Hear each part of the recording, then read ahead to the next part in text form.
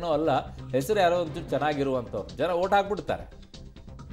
ಆದರೆ ಈಗ ಅದೇ ಮಹಾಗಠಬಂಧನಲ್ಲಿ ಕಾಣಿಸ್ತಾ ನಿಮಗೆ ಅಂತಂದ್ರೆ ಹಂಗೆ ಕಾಣಿಸ್ತಾ ಇಲ್ಲ. ಬಟ್ ಅದು RJD ಇಂದ ಏನಾದರೂ ಸ್ಪರ್ಧೆ ಮಾಡಿದಿದ್ರೆ ಕಾಣಿಸ್ಬಹುದಾಗಿತ್ತೇನೋ ಅಂತ ಅನಿಸುತ್ತೆ. ಕಾಂಗ್ರೆಸ್ ತನ್ನ ಪರ್ಫಾರ್ಮೆನ್ಸ್ ಅನ್ನ ಮತ್ತೆ ಅದೇ ರೀತಿಯಾಗಿ ತೋರಿಸ್ತಾ ಇದೆ. ಎಷ್ಟೇ ಏನೇ ಶ್ರಮ ಹಾಕಿದ್ರು ಕೂಡ ವರ್ಕೌಟ್ ಆಗ್ತಾ ಇಲ್ಲ. ಯಾಕೆ ಅಂತ ಇನ್ನೊಂದ್ಸಲ ಹೇಳ್ಬಿಡ್ತೀನಿ ನಿಮಗೆ. ನೋಡಿ, ರಾಹುಲ್ ಗಾಂಧಿ ಅವರು ಸೀರಿಯಸ್ ಆಗಿರುವಂಥ ವ್ಯಕ್ತಿ ಅಲ್ಲ ಅನ್ನುವಂಥದ್ದು ಜನ ಅಲ್ಲಲ್ಲಿ ಮಾತನಾಡ್ಕೊಳ್ತಾರೆ. ಯಾಕೆ? ಬಿಹಾರದಲ್ಲಿ ಚುನಾವಣೆ ನಡೀತಾ ಇದೆ, ಹೋಗಿ ಮಧ್ಯಪ್ರದೇಶದಲ್ಲಿ ನಾನು ಸಫಾರಿ ಮಾಡ್ತೀನಿ ಅಂತಾರೆ, ಇನ್ನೆಲ್ಲೋ ಹೋಗ್ತೀನಿ ಅಂತಾರೆ. ಜನ ಅವನ್ನೆಲ್ಲ ಅಬ್ಸರ್ವ್ ಮಾಡ್ತಾರೆ. ಇವ್ರು ಸೀರಿಯಸ್ ಆಗಿರುವಂಥ ವ್ಯಕ್ತಿನ ಚುನಾವಣೆ ಟೈಮಲ್ಲಿ ಹಿಂಗೆಲ್ಲ ಮಾಡ್ತಾರ? 45 ದಿನ ಚುನಾವಣೆ ಪ್ರಚಾರದಲ್ಲಿ ಕಾಣಿಸ್ಕೊಳ್ಳೋದಿಲ್ಲ, ಎಲ್ಲೋ ಹೋಗ್ಬಿಡ್ತಾರೆ. ಈ ಥರ ಮಾತುಗಳು ಬರುತ್ತೆ. ಹಾಗಾಗಿ ವ್ಯಕ್ತಿಯನ್ನು ನಂಬ್ಕೊಂಡು ನಮ್ಮ ಪಕ್ಷ ಅವ್ರ ಜೊತೆಗೆ ಹೇಗೆ ನಡೆಸ್ಕೊಳ್ಬೇಕು ಅನ್ನುವಂಥ ಮಾತುಗಳನ್ನು ಈಗ ಪ್ರಾದೇಶಿಕ ಪಕ್ಷಗಳು ಆಡ್ತವೆ. ಫಾರ್ ಎಕ್ಸಾಂಪಲ್ ಕರ್ನಾಟಕದಲ್ಲಿ JDSನವರು ಆಡೋ ರೀತಿಯಲ್ಲಿ ಇವ್ರು ನಂಬ್ಕೊಂಡಿದ್ರೆ ನಮ್ಮನ್ನು ಮುಳುಗಿಸ್ಬಿಡ್ತಾ ಇದ್ರು ಸಾರ್ ಅನ್ನುವಂಥ ಮಾತನ್ನು ಅವ್ರು ಆಡ್ತಾರೆ.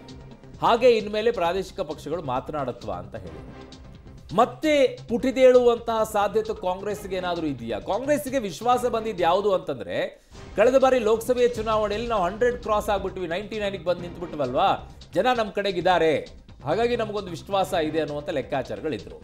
ಈಗ ನೋಡಿ 160 ಹತ್ತತ್ರ ಬಂದಾಯ್ತು. ಮಹಾಗಠಬಂಧನ್ಗೆ ಫೈಟ್ ಕೊಟ್ಕೊಂಡು JDU ಮತ್ತು BJP ಎಲ್ಲಿಗೆ ಬಂದು ತಲುಪ್ತು ಅಂದರೆ 160, 159 ಆಗಿದೆ. ಎಕ್ಸಿಟ್ ಪೋಲ್ಗಳು ಹೇಳ್ತಾ ಇದ್ದಿದ್ದೇನು 160.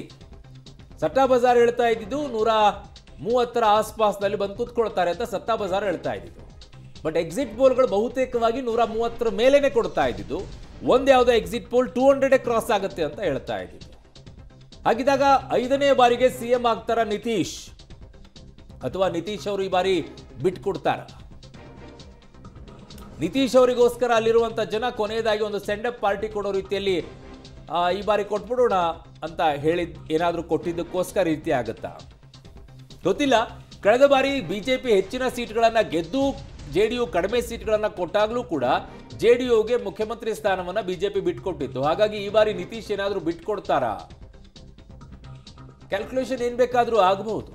ಹಂಗೇನಾದ್ರೂ ಆದಾಗ JDU ಮತ್ತೆ ಆಚೆ ಬಂದ್ಬಿಟ್ಟು RJD ಜೊತೆಗೆ ನಿಂತ್ಕೊಂಡು ಅಧಿಕಾರವನ್ನ ಹಿಡಿತಾರ? ನೀವು ಬಿಹಾರದ್ದು ಪ್ರಿಡಿಕ್ಷನ್ ಮಾಡಕ್ ಆಗಲ್ಲ, ಬಿಹಾರದ ಪ್ರಿಡಿಕ್ಷನ್ ಮಾಡಕ್ ಸಾಧ್ಯನೇ ಇಲ್ಲ. ಯಾಕೆ ಅಂತ ಹೇಳ್ತೀನಿ ನೋಡಿ. ನಂಬರ್ಸ್ಗಳು ಈಗಾಗಲೇ ನಿಮಗೆ JDU ಬಳಿ ಒಂದು 70 ಇದೆಯಲ್ವಾ, ಈಗ 70 ಅಂತಾನೆ ಇಟ್ಕೊಳ್ಳಿ. 72 ಇದೆ. ಆ ಕಡೆಗೆ RJD ಹತ್ರ 58 ನಂಬರ್ಸ್ಗಳಿದೆ. ನಿಮಗೆ ಬಹುಮತಕ್ಕೆ ಬೇಕಾಗಿರುವಂತ ನಂಬರ್ಸ್ಗಳು ಅವ್ರ ಹತ್ರ ಇದೆ. ಮುಖ್ಯಮಂತ್ರಿ ಸ್ಥಾನವನ್ನ ಕೊಡದೇ ಇದ್ರೆ ನಾನು ಹೋಗ್ತೀನಿ ಅಂತ ನಿತೀಶ್ ಕೂತ್ಕೊಂಡ್ರೆ ಏನ್ ಮಾಡ್ತೀರಾ? ಆಮೇಲೆ ಸೆಂಟ್ರಲ್ ಕ್ಯಾಲ್ಕುಲೇಷನ್ ಬೇರೆ ಬೇರೆ ಕ್ಯಾಲ್ಕುಲೇಷನ್ಗಳು ಇರುತ್ತೆ. ಬಟ್ ಆ ಥರ ಆಗುತ್ತಾ ಆಗಲ್ಲ. ಬಟ್ ನಂಬಕ್ಕಾಗಲ್ಲ ನಿತೀಶ್ ಅವ್ರನ್ನ, ಯಾಕಂದ್ರೆ ಹಿಂದೆ ಅನೇಕ ರೀತಿಯಾದಂತಹ ಉದಾಹರಣೆಗಳಿದಾವೆ. ಅಲ್ಲಿ ಒಲವು ಬೇರೆ ಆಗಿದೆ, ಪ್ರೀತಿ ಬೇರೆ ಬೇರೆ ರೀತಿಯಲ್ಲಿದೆ. ಸೊ ಹಾಗಾಗಿ ಆ ನಿಟ್ಟಿನಲ್ಲಿ ಕ್ಯಾಲ್ಕುಲೇಷನ್ಗಳನ್ನು ಕೂಡ ತಳ್ಳಕ್ಕೆ ಹಾಕೋಕ್ಕಾಗೋದಿಲ್ಲ. ಬಟ್ ಈಗ ಏನ್ ಮಾಡ್ತಾರೆ, ಯಾವ ರೀತಿಯಾಗಿ ನಡೆಸ್ಕೊಳ್ತಾರೆ? ಹಂಗೇನಾದ್ರೂ ನಿತೀಶ್ ಅವರು ಈ ಬಾರಿ ಮಾಡಿದ್ರೆ ಜನ ಬಹುದೊಡ್ಡದಾಗಿ ಕೊನೆಯ ಬಾರಿಗೆ ಸೆಂಡಪ್ ಮಾಡೋ ವಿಚಾರದಲ್ಲಿ ಟೀಕೆಗಳಿಗೆ ಗುರಿ ಆಗಬೇಕಾಗತ್ತೆ ನಿತೀಶ್ ಅವರು. ನೋಡಿ, ನಾವು ಒಂದು ಡೀಟೇಲ್ ಅನ್ನು ಕೊಡೋದಕ್ಕಿತ್ತು. ಬಿಹಾರದ BJP ಉಪಾಧ್ಯಕ್ಷೆ ರೇಣುದೇವಿ ಅವರು ಅಂತೂ ಇಂತೂ ಮುನ್ನಡೆ ಸಾಧಿಸಿರೋದ್ರ ಬಗ್ಗೆ ಮಾಹಿತಿ ಸಿಗ್ತಾ ಇದೆ. ಇವರು ಮಾಜಿ DCM ಕೂಡ ಹೌದು, ಮಾಜಿ DCM ಇವರು.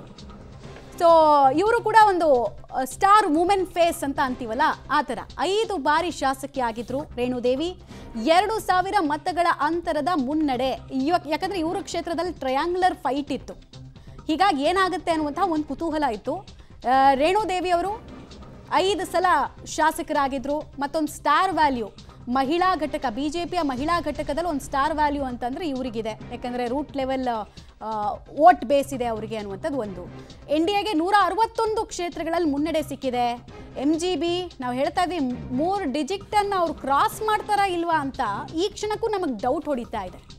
JSP 4ರಲ್ಲೇ ಕುಂಟುತ್ತಾ ತೆವಳುತ್ತಾ ಸಾಕ್ತಿಲ್ಲ, ಅಲ್ಲೇ ನಿಂತಿದೆ, ಕುಂಟ್ಕೊಂಡಿದೆ.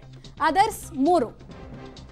ಈಗಷ್ಟೇ ಜಾಯ್ನ್ ಆಗಿರುವಂತಹ ನಮ್ಮ ವ್ಯೂವರ್ಸ್ಗೆ ನಂಬರ್ಸ್ ಹೇಳ್ತಾ ಇದ್ದೀವಿ. ಬಿಹಾರ ಎಲೆಕ್ಷನ್ 243 ಕ್ಷೇತ್ರಗಳ ಪೈಕಿ BJP 161 ಕ್ಷೇತ್ರಗಳಲ್ಲಿ ಮುನ್ನಡೆಯನ್ನ ಸಾಧಿಸ್ತಾ ಇದೆ.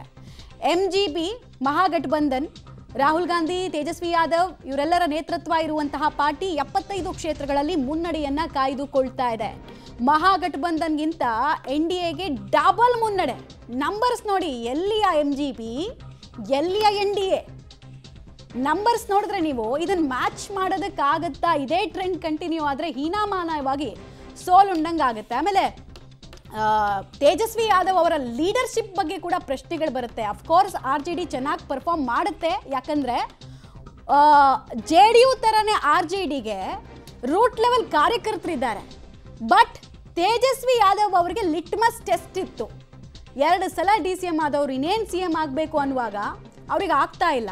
ಲಾಸ್ಟ್ ಟೈಮ್ ಅಗ್ರೆಸಿವ್ ಆಗಿ ಪ್ರಚಾರವನ್ನು ಮಾಡಿದ್ರು, 10 ಲಕ್ಷ ಗೌರ್ಮೆಂಟ್ ಜಾಬ್ಗಳನ್ನು ಕೊಡ್ತೀವಿ ಅಂತ 2020ರಲ್ಲಿ. ಈಗ ಒಂದು ಹೆಜ್ಜೆ ಮುಂದೆ ಹೋಗಿ 2.5 ಕೋಟಿ ಅಂತ ಅಂದರು. ಬಟ್ ನಂಬಿಕೆ ಇನ್ನೂ ಬಂದಿಲ್ವಾ? ಅಥವಾ ಜಂಗಲ್ ರಾಜ್ಯದ ಭೂತ ಕಾಡಿತ್ತಾ ಜನರನ್ನ? ಯಾಕೆ ಇದನ್ನು ಹೇಳ್ತಾ ಇದೀವಿ ನಾವು ಅಂದರೆ, ಹೊಸ ಮತದಾರರು ಇವತ್ತು ಡಿಸೈಡಿಂಗ್ ಫ್ಯಾಕ್ಟರ್ ಆಗಿದ್ರು. ಇಡೀ ದೇಶದಲ್ಲೇ ಇಲ್ಲದಷ್ಟು ಅತಿ ಹೆಚ್ಚು ಯುವ ಮತದಾರರು ಬಿಹಾರದಲ್ಲಿದ್ರು. ಅವರ ಆಯ್ಕೆ ಮೋದಿ ಮತ್ತು ನಿತೀಶ್ ಕುಮಾರ್ ನೀಮೋ ಎಫೆಕ್ಟ್ ಆದಂಗೆ ಕಾಣಿಸ್ತಾ ಇದೆ.